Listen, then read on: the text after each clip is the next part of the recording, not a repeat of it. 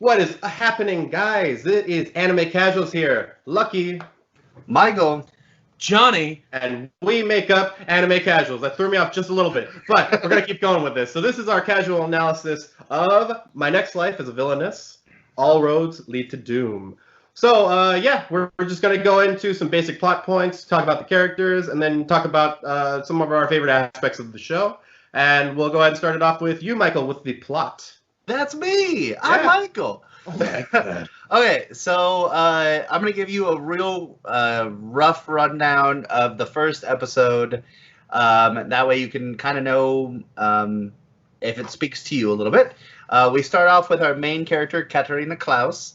And I believe she starts off as a young girl in the first episode and quickly bumps her head really hard and then regains the memories of herself in another world. This is an isekai.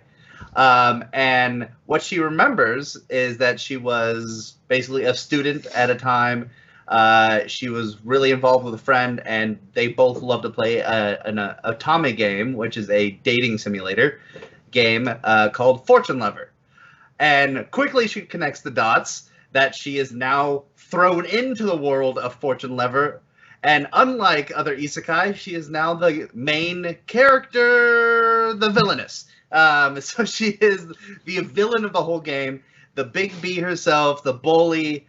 And from what she remembers, she remembers that, oh, bad stuff happens to this character if the main character does anything good. Like if she connects with if she goes down one of the dating paths and she gets to the end, successful marriage, or she's with this dude now, because the main character in this one is a girl, then more than likely the bully's going to die, which explains the title. All roads lead to doom, because either I think a couple things, like she's killed, she's exiled, something bad is going to happen to her at the end of this road. And so she basically goes, oh my god. She has a self-jury moment in her head going, let me talk to the other me's. How are we going to solve this?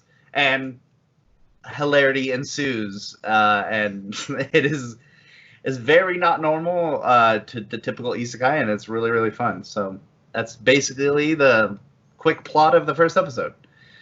Cool. So yeah, first we're gonna, and then now we're gonna go ahead and talk about the some of the main characters.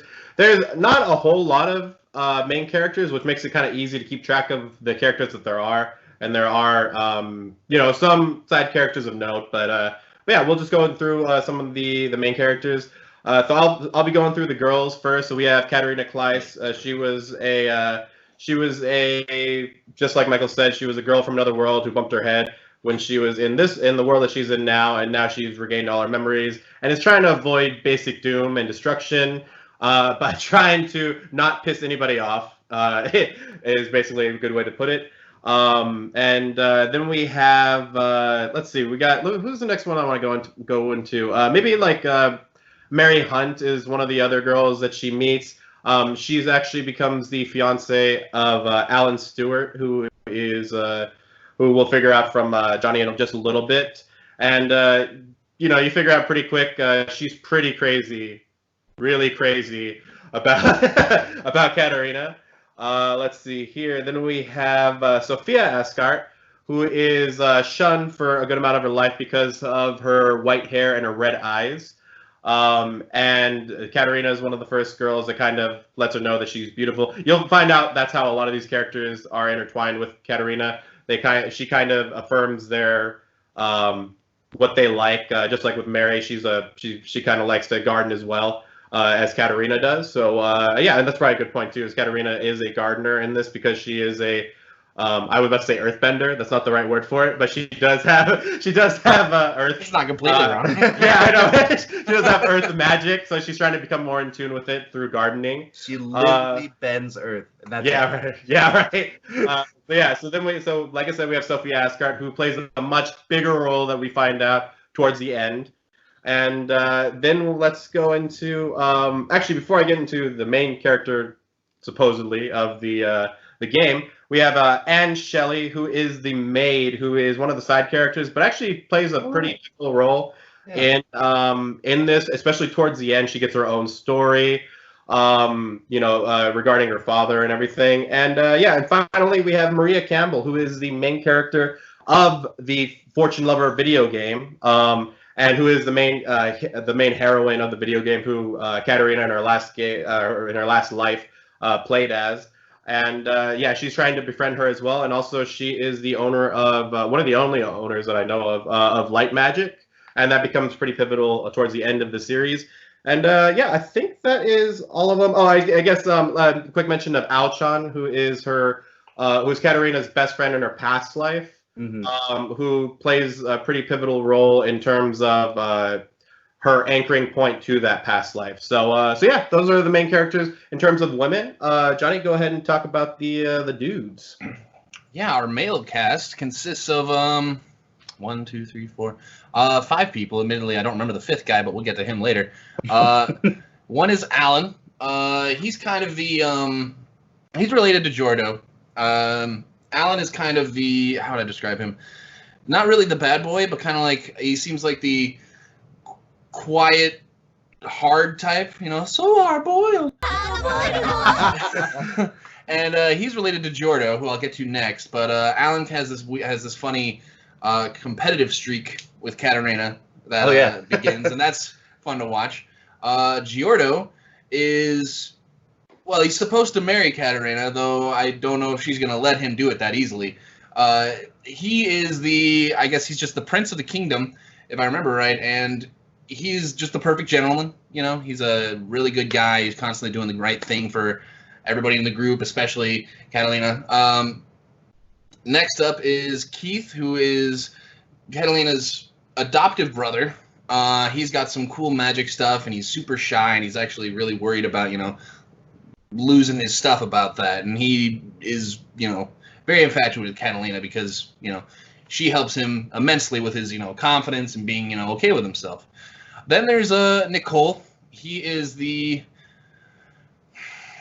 no, not the bad boy.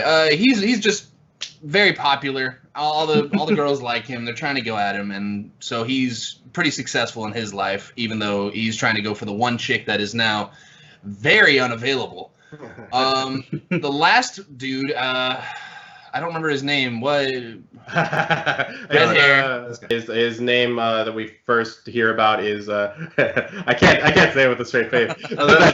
Serious Dick. Yeah, it's Serious Deke. It sounds funny in the voice. And he is the student council president wherever they all attend, and he's kind of the only one that isn't trying to get at Catalina. Not yet. And Alan's like, his special thing is that he's musical, right? Yeah, actually, both him and his brother are pretty musical. Because Jordos plays the violin. Oh yeah, and Alan plays piano. Yeah, but he's supposedly a virtuoso, whereas Jordo just kind of does it on the side and is pretty good. But yeah. I mean, before we get away from the characters, I just want to say, if you don't know what an Otome game is, it's a dating simulator where you progress through the story, and your success is measured based on your relationship with characters. And then usually by the end of the game, you will have picked one character to put all of your eggs with and see if you get a happy, successful ending. And then it has branching pathways that leads other characters to their own success. Yeah, exactly. And then a quick little fun fact for you Japanese weeaboos out there. Otome literally translates to maiden. So it's basically translates to maiden game, and they're usually targeted towards young girls and their teens. The occasional boy might sneak into that category every now and then. So let's go ahead and just go into some. Thanks for watching our casual analysis. Check back next week for part 2.